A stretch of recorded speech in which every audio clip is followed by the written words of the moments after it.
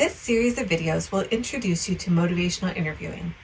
This is part 1 of a 3-part series of videos that will teach you about motivational interviewing and how to use motivational interviewing to support others to reach their health goals. This series of videos will teach you about the spirit of motivational interviewing and foundational counseling and communication skills represented by the abbreviation OARS.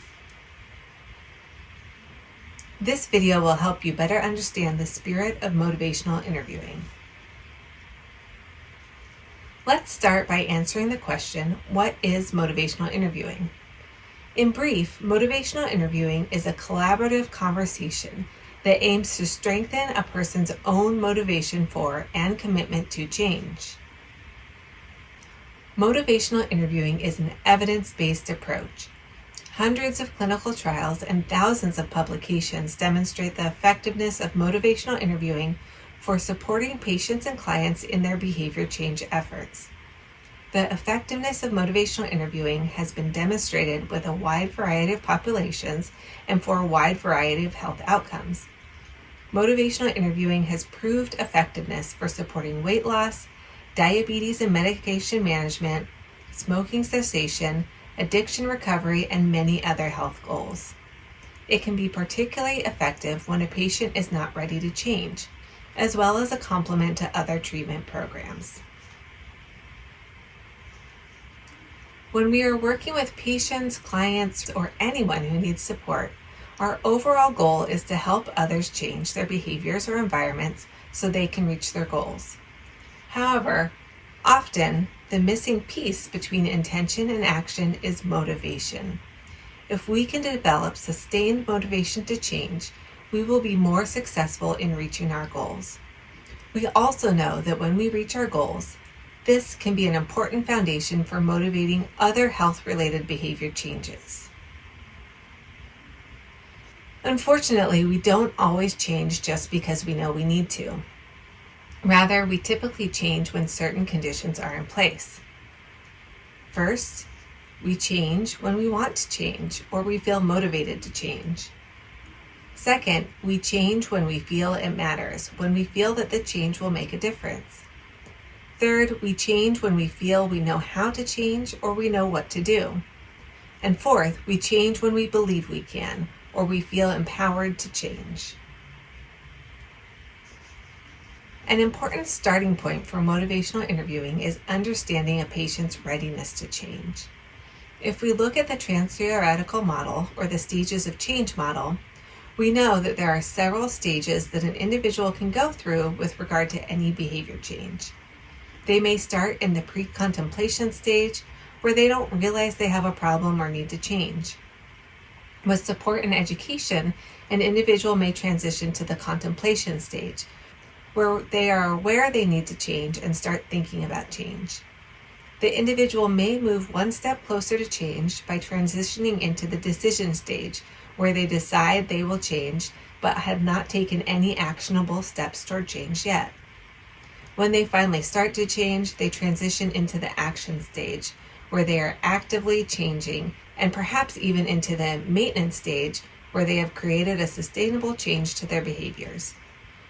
Our hope is that the individual will remain in the maintenance phase, but sometimes they lapse or relapse, where they return to their old behaviors and may progress through the cycle again to work towards sustainable behavior change.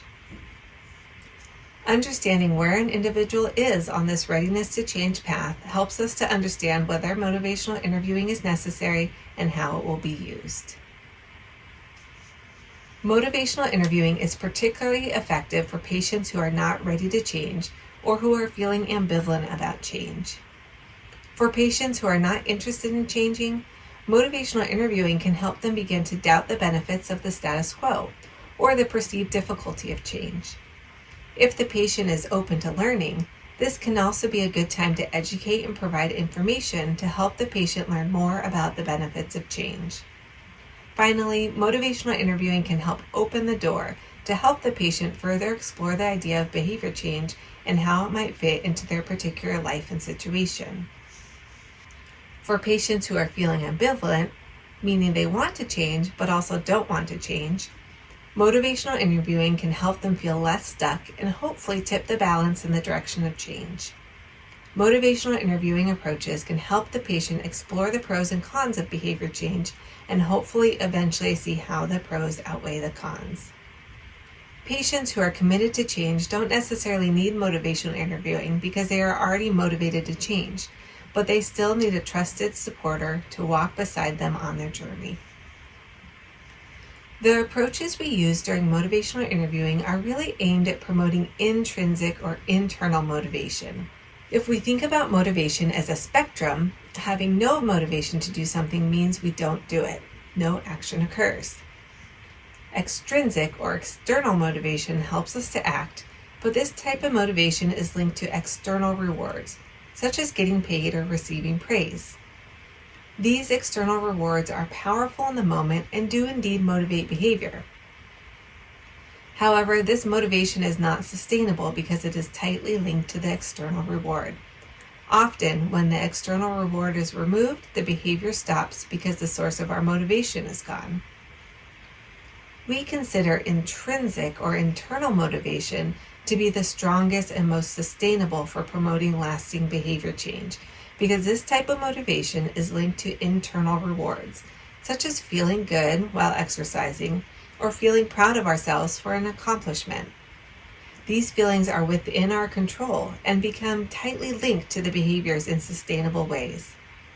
Through motivational interviewing, we aim to understand individuals' motivations and use this as a foundation for finding behavior changes that fit with their existing intrinsic motivators or use strategies to develop these intrinsic motivators for change. We do this because changes are more lasting when they are intrinsically motivated compared to extrinsically motivated. There are many strategies that are commonly used to try to motivate others to change, and many of these strategies are sorely ineffective, mainly because they don't empower others or help them feel intrinsically motivated to change. These are strategies that we try to avoid during motivational interviewing and include confronting the patient by telling them they have a problem and need to change, arguing with the patient to try to get them to realize they have a problem and need to change, exerting our expertise by falling into the expert trap where we are lecturing the patient on offering advice without the patient's permission, doing most of the talking or giving a prescription. Prior to watching this video, you watched an example of an ineffective versus an effective clinician. These two videos illustrated the difference between more confrontational approaches and motivational interviewing approaches to helping a patient become motivated to quit smoking. In addition, the ineffective physician used many of the tactics presented on the previous slide. Do you remember? One example was when she told the patient, one of the primary risk factors for multiple ear infections for kids is smoke exposure. Are you smoking? This was a very confrontational statement and clearly made the patient defensive and unwilling to work with the clinician. In contrast, the effective clinician broached the topic in a way that was much more sensitive and less confrontational. She said, "I'm concerned about how many ear infections your child is having. I noticed someone in your house smokes. Can you tell me more about that?" This approach expressed concern and opened the door for a collaborative conversation between the clinician and the patient. A much smoother and more productive interaction ensued.